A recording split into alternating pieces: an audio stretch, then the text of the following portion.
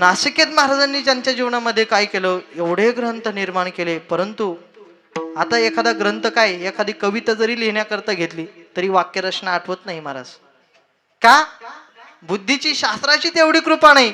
त्यांच्या ठिकाणी ईश्वर ही कृपा होती, शास्त्रकृपा. ही शास्त्रकृपा म्हणजे ग्रंथकृपा, ग्रंथाची कृपा त्यांच्या ठिकाणी होती.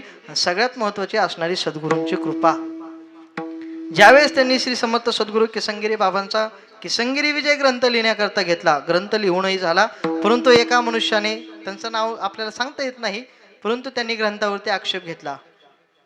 त्याच्यामध्ये वर्णन आहे, वाळूची करुणी पिंड, आत्म्यात शोधी ब्रह्मांड, हे काही ओव्याखालचं जे वर्णन आहे, एक अगरबत्तीचा दृष्टांत त्या ओवीमध्ये महाराजांनी सांगितला. त्या मनुष्याने त्याच्यावरती आक्षेप घेतला. काही वर्णन केलं म्हणे ग्रंथामध्ये, एखाद्या काडीचा काय अगरबत्तीसारखा सुगंध येईन का म्हणे, त्याचा सुगंध येऊ शकत नाही म्हणे. असा आक्षेप घेतला ना, त्या ग्रंथावरती आक्षेप घेतला. आता सद्गुरू समर्थ सद्गुरू किसनगिरी बाबा आहे, सद्गुरू आहे, ते समर्थ आहे. त्यांना जाणीव झाली आपल्या भक्ताने काहीतरी ग्रंथ लिहिला आणि त्याच्यावरती कोणीतरी आक्षेप घेत असेल, त्याला उत्तर दिलं पाहिजे. स्वप्नामध्ये त्या माणसाला दृष्टांत मिळाला, त्याला स्वप्नामध्ये अगरबत्तीचे झटके मिळाले महाराज. मग त्याला जाणीव झाली की हा ग्रंथ सद्गुरूच्या कृपेने निर्माण झाला, शास्त्राच्या आणि ईश्वराच्या कृपेने ग्रंथ निर्माण झाला. म्हणून भक्ता करता कोणाची निंदा ही कधी करू नका.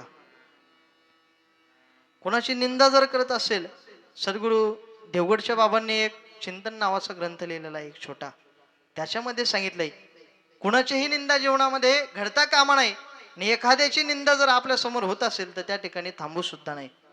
बाबा सांगतात, कारण की ती निंदा ऐकत असताना तो परिणाम आपल्यावरती होतो. म्हणून निंदेपासून एवढं लांब राहायचं. आपली निंदा कोणीही करू द्या, परंतु आपल्याकडून कोणाची निंदा घडता कामा नाही. सामान्य माणसाची सोडा, एखाद्या वाईटाची निंदा करता करता तो मनुष्य कधी चांगल्या सज्जनाची निंदा करून जातो आणि त्याचं पातक त्याला जीवनामध्ये भोगावं लागतं.